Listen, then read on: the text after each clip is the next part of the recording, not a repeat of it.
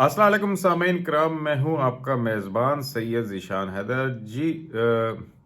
अभी हमारे वज़ीर आज़म ने संडे को अपनी एक जगह पर टीवी पर बात करते हुए अपनी एड्रेस करते हुए उन्होंने कहा कि क्योंकि पाकिस्तान के अंदर रेवोल्यूशन नहीं आ सकती तो रातों रात तब्दीली नहीं आ सकती, और क्योंकि हम जमहूरी मुल्क हैं और यहाँ जमहूरियत है तो इस वजह से तब्दीली आहिस्ता आएगी, इसीलिए आप बर्दाश्त करें, सब्र से काम लें, बर्दाश्त करें मजबूरी।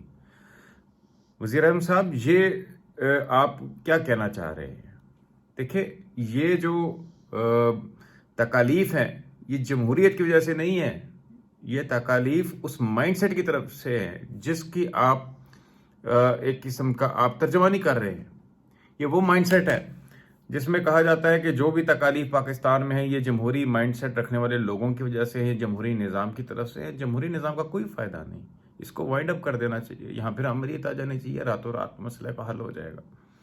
बहुत सारे ऐसे हमारे पॉलिटिशियंस, भटके हुए पॉलिटिशियंस मैं कहूँगा, या माउथ पीस पॉलिटिशियंस मैं कहूँगा, जो भी उनको कह लीजिए, वो भी कहते हैं जी मार्शल लॉ लग जाना चाहिए अगर आप फौरी तौर पर मुल्क को सेव करना चाहते हैं, गुर्बत ख़त्म करना चाहते हैं, वो करना चाहते हैं। अयूब दौर के गुन गाते हैं, मुशर्रफ दौर के गुन गाते हैं, हक़ाइक़ को मस्ख़ कर देते हैं। और सबसे ज़्यादा मातम करने को जी चाहता है उस अवाम के माइंडसेट पर जिसमें हम खुद शामिल हैं जी। हम जहाँ पर हम अपने नुमाइंदे यानी कि हम खुद अपने आप को करप्ट, बुरा, इनकॉम्पिटेंट ये तस्वर करते हैं, और उस पे हम कहते हैं कि हाँ, एक तबका है वो बहरहाल वो करप्ट नहीं है, वो हम हुक्मरान जो हैं ये बुनियादी तौर पे अगर आप गौर से देखें तो ये बुनियादी तौर पे जो एक किस्म का जो माइंडसेट डेवलप किया गया है, एक ज़हन साजी की गई है, ये उसके असरात हैं। ये खित्ता पहले ही अंग्रेज के तसल्लुत में रहा, उससे पहले ही बहुत सारे और बादशाह, जाबर बादशाह यहाँ पर रहे, यहाँ कल्चर का हिस्सा बन गया। और बादशाह जब भी हुकूमत में आता है तो वो ये बावर कराता है वो लोगों को कि आप लोग इस काबिल नहीं हैं कि अपने फैसले खुद कर सकें, हम बेहतर जानते हैं कि आपके लिए क्या बेहतर है, इसीलिए हम आप पर मुसल्लत हैं। अगर आप इस जोगे होते तो आप हमें हमारी मसनद से उठाकर फेंक देते, लेकिन आप नहीं हैं, आप में काबिलियत नहीं है, अकल नहीं है, ताकत नहीं है, शऊर नहीं है। इस वजह से हम आप पर हाकिम है और हम आप पे हाकिम रहेंगे। ये उनकी सोच होती है और यही सोच को डेवलप किया जाता है। और फिर अगर फास्ट फॉरवर्ड करें तो यही कुछ मार्शल लॉ के अंदर भी हुआ। पाकिस्तान में जब पहला मार्शल लॉ का तब भी बताया गया क्योंकि आपके हालात जमहूरी हुकूमतों के बस के नहीं थे, आप अवाम के बस की बात नहीं थी मुल्क को चलाना, आप इस काबिल नहीं थे, आप इस जोगे नहीं थे। तो हमने आ गए हैं, हमने चीज़ों को संभाल लिया और हम सब ठीक कर देंगे क्योंकि हमारे पास ताकत है। ये बाद में भी यही हुआ, उसके बाद भी यही हुआ था। अल्फाज चेंज हो सकते हैं लेकिन बयान यही था, और इसी बयान को तालीमी इदारों, ज़राए अबलाग से हमारे पूरी नस्लों के अज़हान में बिठा दिया गया। और ये है, और अब हालत ये है कि हम एक लाशऊरी तौर पे एक एहसास कमतरी का शिकार है। हम ये समझते हैं, हमारा नौजवान समझता है कि हम कुछ भी नहीं कर सकते, हम बुरे हैं, हमारे में तालीम की कमी है, हमें हुनर की कमी है, हमें शऊर की कमी है, हम कम्पीट नहीं कर सकते, हम वेस्ट की तरह इजाज़ात नहीं कर सकते। तो ये मायूसी फैलाना बुनियादी तौर पर आपका हिम्मत और हौसला तोड़ने के लिए किया गया कि कहीं आप खुद अपने मामलात को अपने हाथ में लेकर जो गैर जमहूरी ताकतों के सामने सीसा पिलाई दीवार बनकर खड़े ना हो जाएं। इसीलिए तो आपकी जो स्टूडेंट यूनियंस को ख़त्म किया गया, आपके ज़राए अबलाग को गैर महसूस तरीके से अपने कब्ज़े में ले लिया गया। बहरहाल कमिंग टू अगेन खान साहब की बात करते हुए, हमारे मोहतरम वज़ीर आज़म साहब, उनकी नीयत पे कोई शक नहीं, पर हर किसी भी पाकिस्तानी की नीयत पे कोई शक नहीं करना चाहिए कि पाकिस्तान के लिए वो दिल धड़कता है। उसका तरीका सोचने का मुख्तलिफ हो सकता है, उसकी अप्रोच के ऊपर क्वेश्चन उठाया जा सकता है, उसकी अक्ल फ़हम और दानिश के ऊपर भी सवाल उठाना चाहिए। लेकिन सबसे अहम चीज़ ये है कि इस वक्त हमारी आवाम को एजुकेट करने की ज़रूरत है कि जितने भी आप प्रोपेगेंडे देखते हैं जहाँ पर कभी लेफ्ट से, कभी राइट से, कभी गैर महसूस तरीके से, कभी वर्ड्स के दरमियान छुपे अल्फाज के अंदर जमहूरियत के ऊपर शब खून मारने की बात की जाती है और मुतनफ़िर किया जाता है अवाम को, तो बुनियादी तौर पर उसको आप इंटरप्रेट करें और समझें। ये कहने का मकसद यही होता है कि आप इस काबिल नहीं हैं, आपके नुमाइंदे इस काबिल नहीं हैं। कोई और ताकत आएगी, चाहे वो ताकत अंदरूनी हो, बैरूनी हो, जो आपसे काबिल है, ज़्यादा ज़हीन है, ज़्यादा ईमानदार है, ज़्यादा ऑनेस्ट है, वो आपको इन मसाइल का हल दे सकती है। ये वो یہ وہ میسج ہے جو کہ بمبارڈ کیا جا رہا ہے. آپ ذرائع ابلاغ میں بیٹھ کر ہمارے دوستوں کا کام یہ ہے کہ اس کو انٹرپریٹ کریں اور عوام کو شعور دینے کی کوشش کریں کہ یہ خود اپنے خلاف جو ہے. حضرت علی کا قول تھا جنگ کے اندر، وہ کہتے تھے کہ جو میرا دشمن مجھ سے خوف کھا کر خود اپنے خلاف میری مدد کرتا ہے. تو یہ ہم سے اسی طرح کا کام ہے کہ اگر ہم اس طرح کی باتوں کا ہم خرید لیتے ہیں، ان چیزوں کو ایکسیپٹ کر لیتے ہیں، تو خود اپنے خلاف ہی کام کر رہے ہوتے ہیں.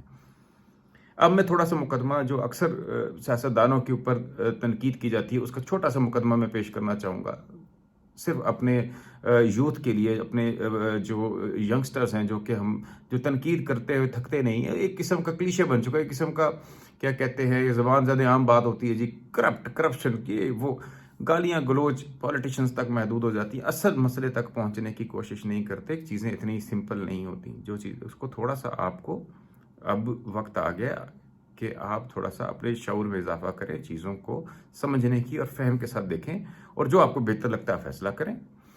اور سب سے پہلے میں کہوں گا کہ جیسے کہا جاتا ہے کہ ایوب دور کے اندر جو ہے بھٹو صاحب ایوب صاحب کے بیٹے تھے، ایوب صاحب کے رائٹ ہینڈ تھے، ایوب صاحب کے ساتھ اتنے شیر و شکر تھے. ضیاء دور کے اندر میاں صاحب تھے، ایکسیکٹرا یہ باتیں کی جاتی ہیں. تو پہلے آپ کو سمجھنے کی ضرورت ہے کہ اس کے امریت ہوتی کیا ہے. امریت بادشاہت ہی کی ایک شکل ہے، اور آپ نے اس دور کی امریت کا تھوڑا سا سمجھنے کا ٹیسٹ لینا چاہتے ہیں تو اس وقت آپ سعودی عرب دیکھ لیں یا بہت سارے ایسے ممالک دیکھ لیں جہاں پر ایبسولوٹ مونارکی ہے، جہاں پہ بادشاہت آج کے زمانے میں. ابھی آپ نے جمال خشوگی جو واشنگٹن پوسٹ کا کالمنسٹ تھا، اس کو مبینہ طور پر ترکی کے اندر جا کر اس کے جو ایمبیسی کے اندر جس بے-دردی سے مارا گیا، یہ ایک آمرانہ اور بادشاہت مائنڈ سیٹ کو ریپرزینٹ کرتا ہے کہ بادشاہ یا آمر کس طرح سوچتے ہیں اور کس حد تک ظالم ہوتے ہیں. اب تو جو ان کی FBI کی رپورٹ ہے وہ بھی شاید امریکہ میں ہوگی، کانگریس میں بتا دی گئی کہ انہوں نے الزام اس پہ کہا گیا ہے، انہوں نے ثبوتوں کے ساتھ ان کو بتایا ہے کہ کس طریقے سے اس کے پیچھے کون ہے. ٹھیک ہے، نام نہیں لینا چاہیے، بہرحال اگر رپورٹ آپ پڑھ لیجئے گا. تو یہ میرا کہنے کا مقصد یہ تھا کہ آپ آج کے زمانے میں اتنی جہاں پر انٹرنیٹ کے دور کے اندر آپ اتنا ظلم ہو سکتا ہے، اتنا اس طرح کے اقدامات بادشاہ یہ دوسرے ملک میں جا کے، اور جو ان کے اپنے ممالک میں اپنے عوام کے ساتھ ہو رہا ہوگا، آپ وہاں تک تو آپ پہنچ ہی نہیں سکتے، وہ آپ تصور بھی نہیں کر سکتے. ٹھیک ہے جی. تو 70s 60s کے اندر جہاں پر لوگوں کے پاس تعلیم نہیں تھی، شعور نہیں تھا، اس زمانے کے اندر وہاں کے بادشاہ یعنی کہ ڈکٹیٹر کے سامنے کیا آپ ایکسپیکٹ کر سکتے ہیں؟ آپ سوچ نہیں سکتے کہ کوئی سانس بھی لے سکتا ہو. تو اس زمانے میں اگر پولیٹیشنز نے عوام کو طاقت دلوانی ہے، چینج لے کر آنی ہے، وہ کیسے کرتے؟ اس کا یہی طریقہ تھا کہ آپ ان کو جوائن کرتے. یہ میں آپ تھوڑا سا بعد میں بھی انالیسس دوں گا کہ ابھی جو اور چیز طرف چلے جائیں گے، خان صاحب کیا کر رہے ہیں. بہرحال اس وقت میں آپ جا کر سوچئے کہ اس وقت وہ کیا کرتے. انہوں نے بہترین آپشن یہی تھا کہ آپ اس کو جوائن کریں. اس جو کہتے ہیں نا کہ first follow the rules reach somewhere then change the rules, انہوں نے اس طرح کیا. انہوں نے پاپولیرٹی عوام میں جڑیں مضبوط کی، اور پھر اس کے بعد انہوں نے علم بغاوت بلند کر لیا. یہ یوں کہیے تاشکند ایگریمنٹ کے بعد انہوں نے جو ہے ایوب صاحب کی مخالفت کی، اور وہی انہوں نے ایک مین کردار ادا کیا جو ایوب صاحب کو جانا پڑا. ٹھیک ہے. اسی طرح آپ فاسٹ فارورڈ کیجئے، اور اس کے بعد ضیاء دور کے اندر سوچ لیں، جو کہ دور کسی بھی طرح سے ایوب دور سے زیادہ خوفناک نہیں تھا. وہ آمریت کا آپ تصور نہیں کر سکتے کس جبر کے ساتھ، کس ظلم اور بربریت کے ساتھ اس ملک پہ انہوں نے راج کیا. راج کا میں لفظ یوز کروں گا. اور جو وہاں پر ہوئے، جو آئین کے ساتھ ظلم ہوا، جو عوام کے ساتھ، جو میڈیا کے ساتھ مظالم ہوئے، جو جمہوریت کو آپ کے منتخب وزیر اعظم کو ٹانگ دیا گیا، جو عدلیہ کو رون دیا گیا، یہ سارے مظالم، یہ پڑھنے کی ضرورت ہے. آج کی یوتھ کو سیاست دانوں پر تنقید کرنے سے پہلے یہ چند چیزیں سمجھنے کی ضرورت ہے. خدا رہا آج سمجھ جائے گی.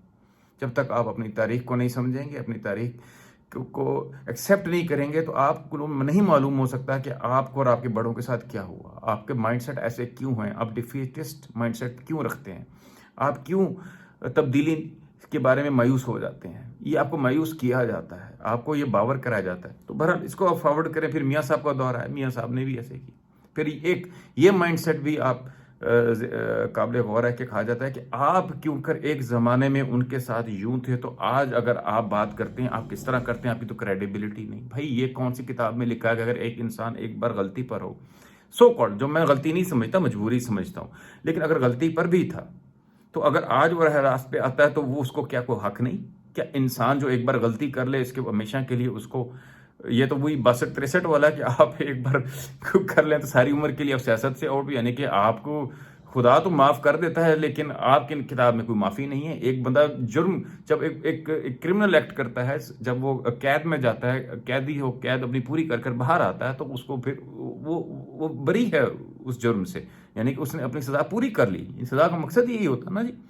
لیکن ایک بندے نے اگر ایک وقت میں کسی ڈکٹیٹر کا ساتھ دیا تو ہمیشہ کے لیے وہ ڈکٹیٹر کا پپیٹ ہے. یہ الزام، یہ تانا زنی، یا آپ تاریخ میں دیکھ لیں کہ ہمارے اتنے بڑے بڑے اولیاء کرام، اتنی بڑی شخصیات، مذہبی شخصیات جو ہیں، وہ پہلے ان کی لائف کیا تھی، جب ان کو ہدایت ملی تو وہ ٹھیک ہو گئے اور انہوں نے مذہب کے لیے، اسلام کے لیے کیا کیا خدمات انجام نہیں دی. تو یہ تو کوئی پیمانہ نہیں، یہ وہ مائنڈ سیٹ ہے. یہ مائنڈ سیٹ ہے جب کہتا ہے کہ تمہاری یہ اوقات، تم کل ہمارے دفاتر کے باہر بیٹھ کر انتظار کرنے والے آج ہم سے آنکھیں دکھاؤ گے.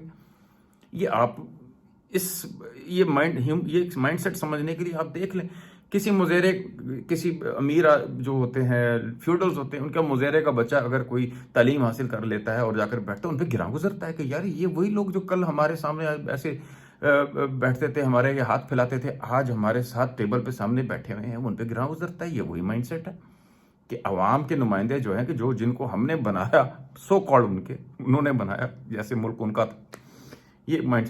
تو آج وہ کس طریقے سے ہمارے خلاف کھڑے ہو گئے ہیں اور ہم کہتے ہیں جی کہ ہم ووٹ کو عزت دو، ووٹ کو یہ کرو، تم نے یہ کیا، تم نے وہ کیا، یہ تمہاری مجال.